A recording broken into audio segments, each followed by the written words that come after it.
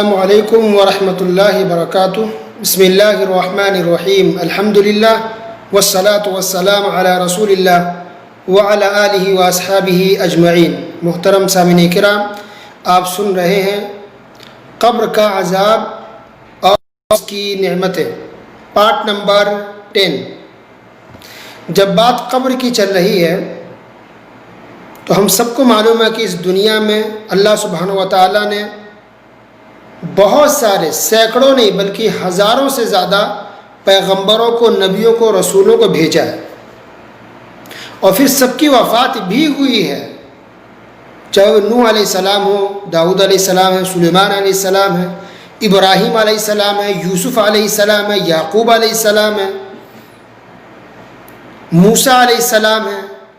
جتنے پیغمبر، رسول، نبی دنیا میں آئے سب کی وفات ہوئی ہے، سب کا انتقال ہوا ہے۔ صرف ایک رسول ایسے ہے جس کو اللہ تعالیٰ نے زندہ اٹھا لیا، وہ ہے عیسیٰ علیہ السلام۔ اللہ نے زندہ اٹھا لیا، قیامت سے پہلے پھر اللہ تعالیٰ دوبارہ دنیا میں بھیجیں گے، ان کا بھی انتقال ہوگا، ان کو بھی دفن کیا جائے قبر کے اندر۔ تو عیسیٰ علیہ السلام کو چھوڑ کر کے باقی تمام پیغمبروں، نبیوں کا انتقال یہاں دنیا میں ہوا ہے، ان کی قبر ہے، ان کو دفن کیا گیا ہے۔ اب بتائیے، کسی بھی ایک قبر کے بارے میں ہم کو پتہ ہے کہ کس نبی کی قبر کہاں ہے؟ سلیمان علیہ السلام کی قبر کہاں ہے؟ داؤد علیہ السلام کی قبر کہاں ہے؟ ابراہیم علیہ السلام کی قبر کہاں ہے؟ کچھ پتہ ہے؟ کسی بھی قرآن کی کسی بھی آیت میں ذکر ہے؟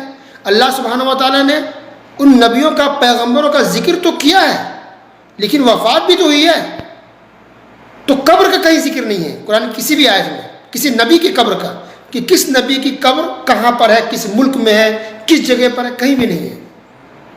اسی طرح کسی بھی حدیث میں نہیں ملتا یہ ذکر کہ کسی نبی، پیغمبر کی قبر کے بارے میں بتایا گیا ہو کہ یہ ایڈریس ہے، یہ جگہ ہے جہاں فلاں نبی یا رسول کی قبر ہے، بتایا گیا کسی بھی ایک بھی حدیث میں ایسا نہیں ملتا ہے۔ اسی طرح رسول اللہ صلی اللہ علیہ وسلم بھی کبھی بھی کسی بھی پیغمبر، نبی کی قبر پر نہیں گئے۔ کوئی بھی دکھا دے ایک بھی حدیث۔ سفر کرتے تھے لیکن نبی کی قبر پر گئے ہو اور نشاندہی کی ہو، بتایا کہ یہ فلاں نبی کی قبر ہے، ایسا کہیں نہیں ہوا اور کبھی بھی نہیں ہوا، جبکہ سارے نبیوں کی قبر یہی ہے، اسی دنیا میں ہے۔ کسی کی قبر سیریا میں ہو سکتی ہے، کسی کی عراق میں ہوگی، کسی نے پیغمبر کی قبر فلسطین میں ہوگی، کسی کی اور کسی دوسرے ملکوں میں ہوگی، کسی کی سعودیہ میں ہوگی، لیکن کہاں پر ہے یہ کسی کو پتہ نہیں، جہاں حالانکہ قبر ہے۔ اس سے پتہ چل رہا ہے کہ قبر پر یہ جانا اور جا کر کے جو لوگ پھول بتی چڑھاتے ہیں، چادر چڑھاتے ہیں یا دعائیں کرتے ہیں، یہ کہتے ہیں کم سے کم کہ ہم تو مانگ رہے ہیں اللہ سے، لیکن قبر پر صرف اس لیے جاتے ہیں کیونکہ یہ بزرگ ہیں، ولی ہیں، ہماری بات کو اللہ تک پہنچا دیں گے، تو واسطہ لگانے کے لیے جاتے ہیں۔ تو اگر یہ کام صحیح ہوتا کہ کسی نیک آدمی کی قبر پر جانے کی وجہ سے ہماری دعائیں زیادہ قبول ہو جاتی اور اللہ تعالیٰ زیادہ ہماری پریشانیوں کو دور کرتا، تو ضرور ان نبیوں اور رسولوں کی قبر کے بارے میں بتایا جاتا، ڈیٹیلز میں ان کی تفصیل موجود ہوتی۔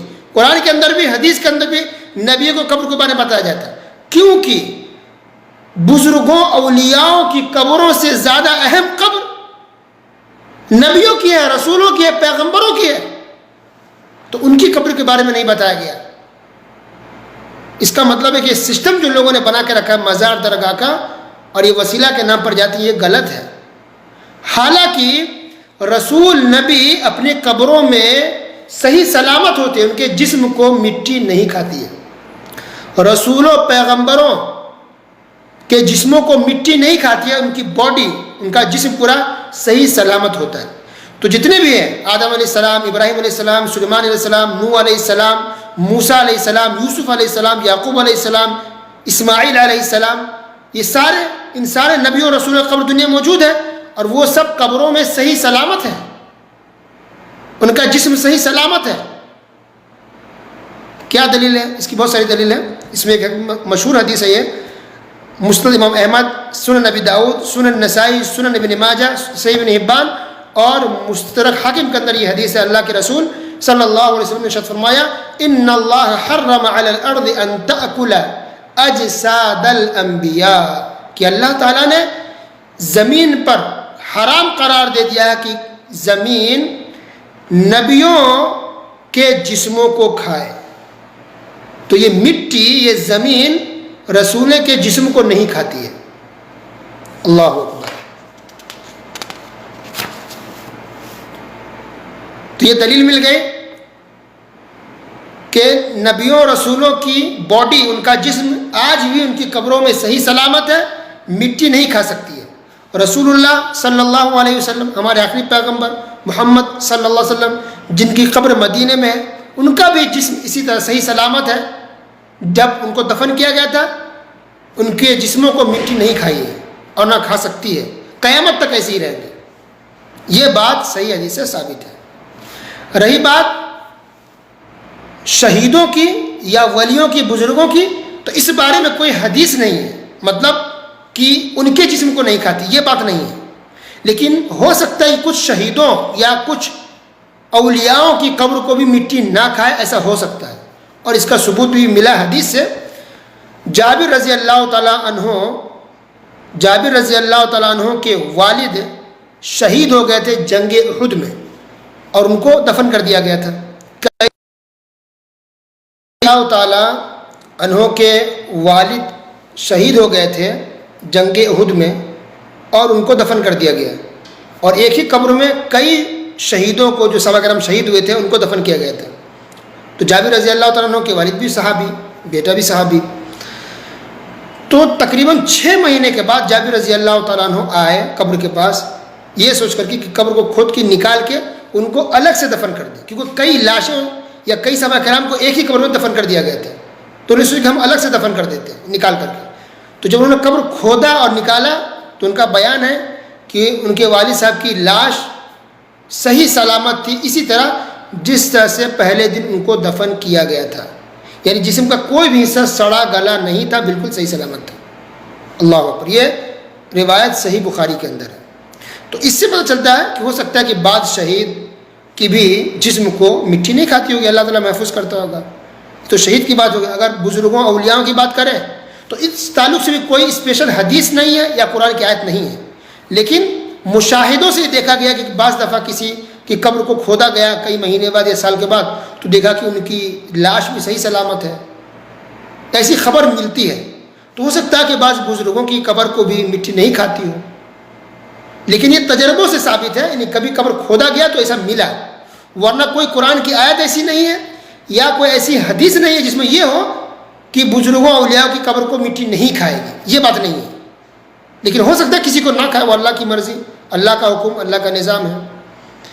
اسی لیے شرح عقیدہ تحاویہ کے اندر یہ بات لکھی ہوئی ہے کہ جہاں تک شہیدوں کا معاملہ ہے تو ہو سکتا ہے کہ اللہ سبحانہ و تعالیٰ کہ ان کے شہادت کی بنا پر کہ شہید اللہ کی راہ میں، تو جس قدر انسان کی شہادت بڑی ہوتی ہے اور انسان اخلاص کے اللہ کے لیے انسان جان دیتا ہے، تو ہو سکتا ہے اسی حساب سے اللہ تعالیٰ کافی دنوں تک ان کی لاش کو ان کی قبر میں صحیح سلامت رکھتا ہوگا، پھر بعد میں ہو سکتا ہے کہ مٹی میں مل جاتے ہوں گے، یا ہو سکتا ہے قیامت تک مٹی میں نہ ملے، صحیح سلامت رکھے اللہ تعالیٰ، وہ اللہ کے اوپر ہے۔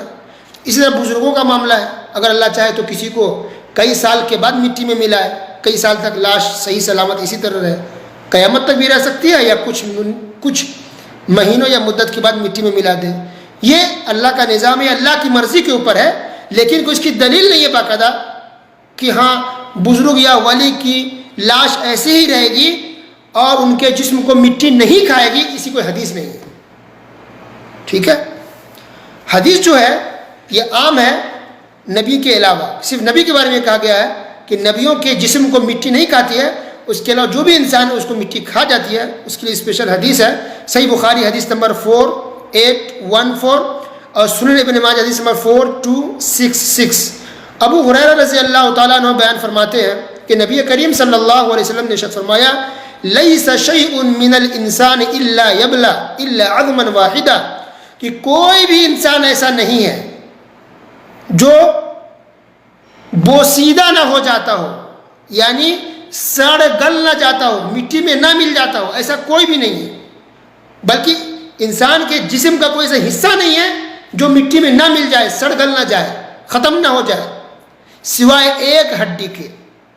جسم کا، انسان کے جسم کا ایک ہڈی ایسا ہے جو گلتا اور سڑتا نہیں ہے، وہ ہے وَهُوَ عَجْبُ الذَّنَبِ وَمِنْهُ يُرَكَّبُ الْخَلْقُ يَوْمَ الْقِيَامَةِ، وہ ہے ریڑھ کی ہڈی کا آخری حصہ،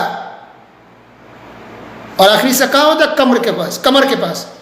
تو کمر کے پاس ریڑھ کی ہڈی کا آخری پارٹ، تھوڑا سا ٹکڑا ایسا ہے جو کبھی بھی نہیں سڑتا گلتا، وہ ہمیشہ رہتا ہے.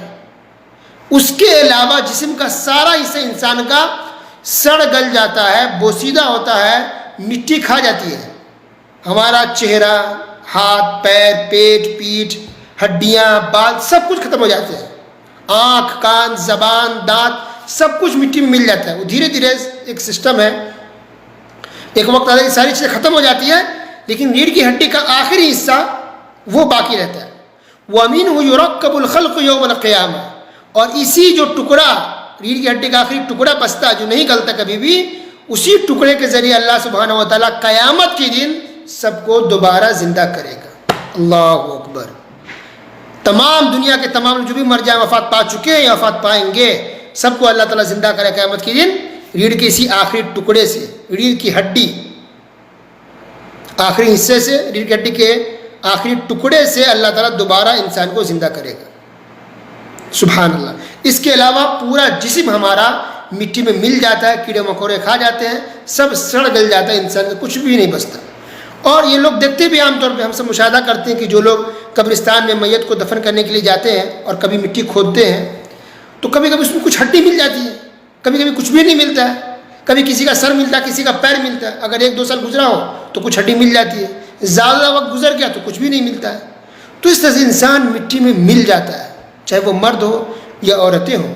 اس سے پتہ چل رہا ہے کہ ایک انسان اپنے جسم کو بنانے کے لیے کتنی محنت کرتا ہے، کتنا خیال رکھتا ہے، اور پھر ایک دن آخری میں یہ جسم ہمارا مٹی میں مل جاتا ہے. تو اگر کوئی مرد عورت اگر دین پر چل رہا ہے، چل رہی ہے، اسلام کو فالو کر رہا ہے تو الحمدللہ خوش نصیب لوگ ہیں. لیکن وہ لوگ جو برائی کرتے ہیں، بے حیائی کرتے ہیں، گناہ کرتے ہیں، کیا ہوگا؟ کچھ بھی نہیں ملے گا.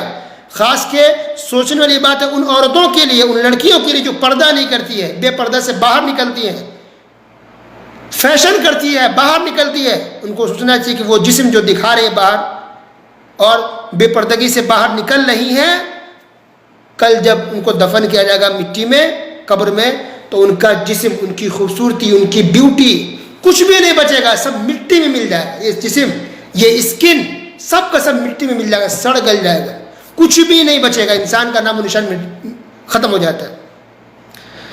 تو یہ بات ہو گئی کہ قبر کے اندر انسان کا کیا حال ہوتا ہے جسمانی طور پر. وہ یہ ہے کہ قبر کے اندر سب کا جسم سڑ گل جاتا ہے، ختم ہو جاتا ہے، کچھ بھی نہیں بچتا.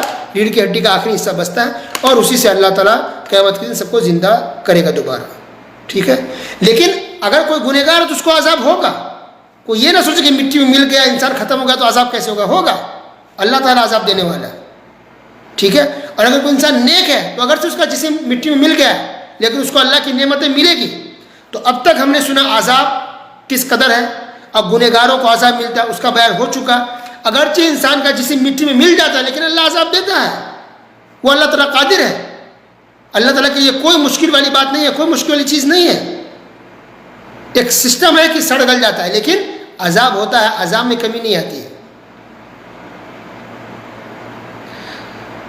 اب وہ لوگ جو نیک ہیں، نیکوکار ہیں، تو قبر کے اندر نعمتیں کیا ہوگی، اس کا بیان انشاءاللہ اگلے درسوں میں کریں گے. آج کے لیے بس اتنا ہی.